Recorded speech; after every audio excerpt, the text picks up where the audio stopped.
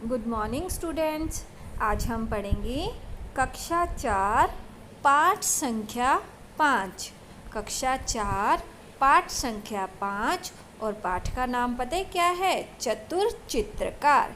क्या नाम है पाठ का? चतुर चित्रकार। बच्चों, यह एक बहुत ही मज़ेदार कविता है।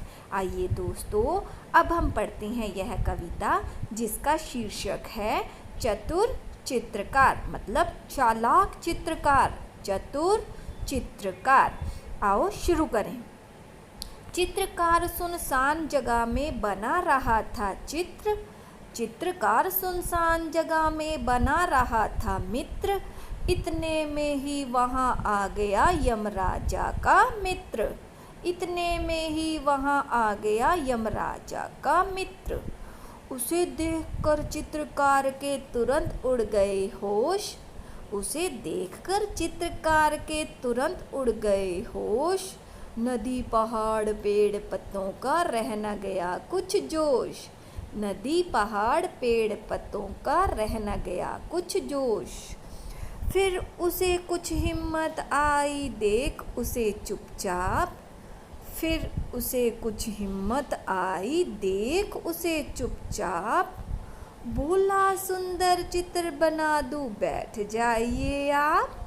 बोला सुंदर चित्र बना दूं बैठ जाइए आप। उकरू मुकरू बैठ गया वो सारे अंग बटोर। उकरू मुकरू बैठ गया वो सारे अंग बटोर।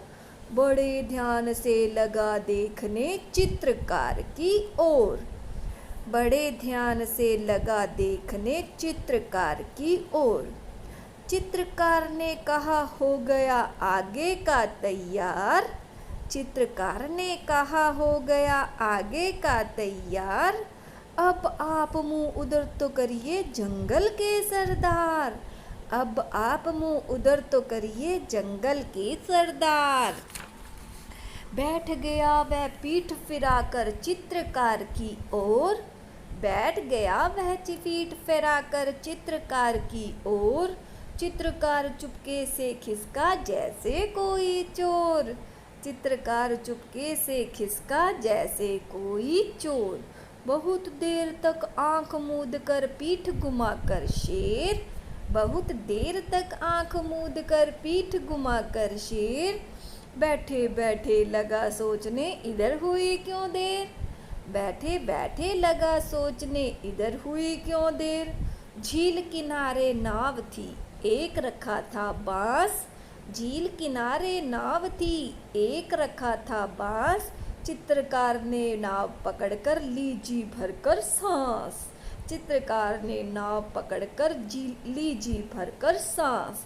जल्दी जल्दी नाव चलाकर निकल गया वह दूर।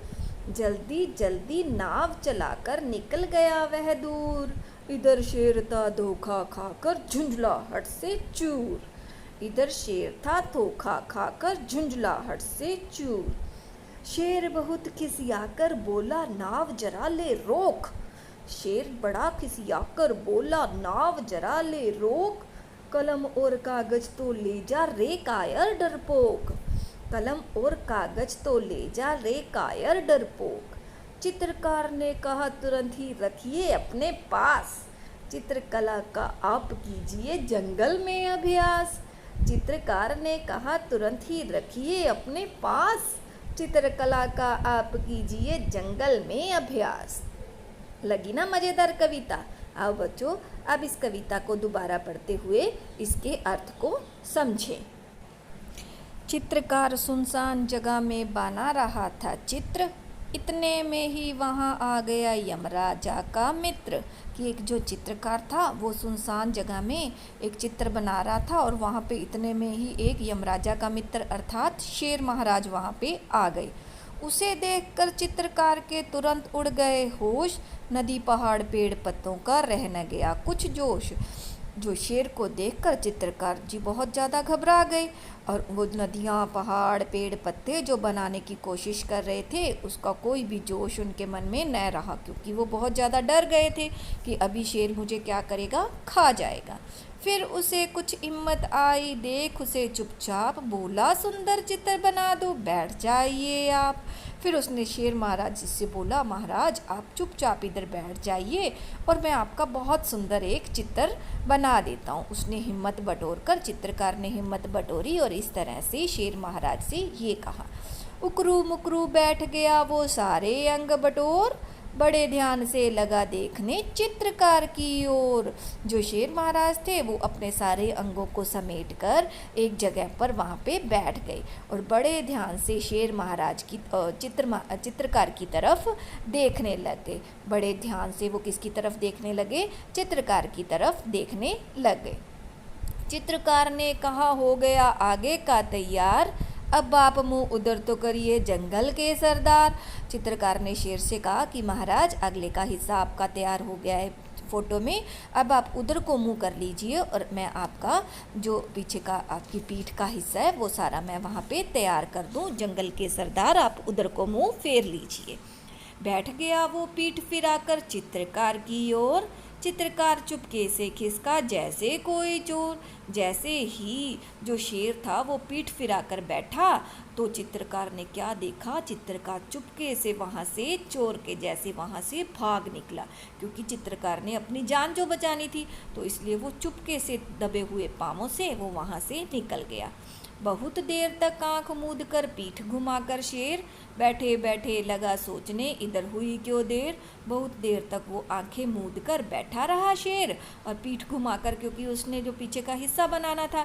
बैठे बैठे लगा सोचने, इधर हुई क्यों देर। फिर थोड़ी देर बाद उसके मन में ध्यान आया कि इतनी देर हो गई है, चित्रकार कुछ बोल क्यों नहीं रहा है। तो झील किनारे नाव थी, एक रखा था बांस, चित्रकार ने नाव पकड़कर ली जी भर कर सांस।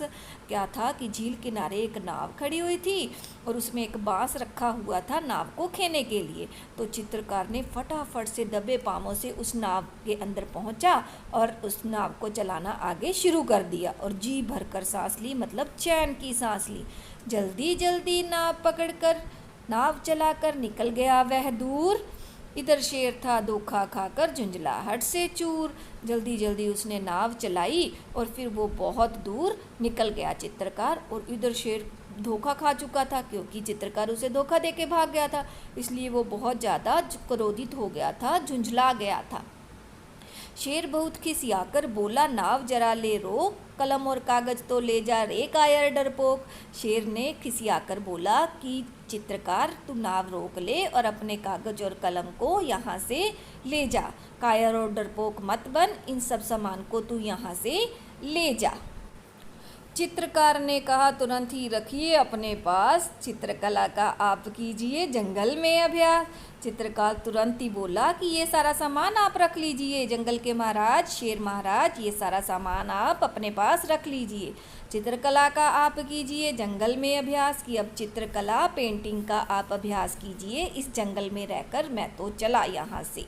आई कविता समझ में? बहुत ही मज़ेदार कविता थी ना। धन्यवाद बच्चों।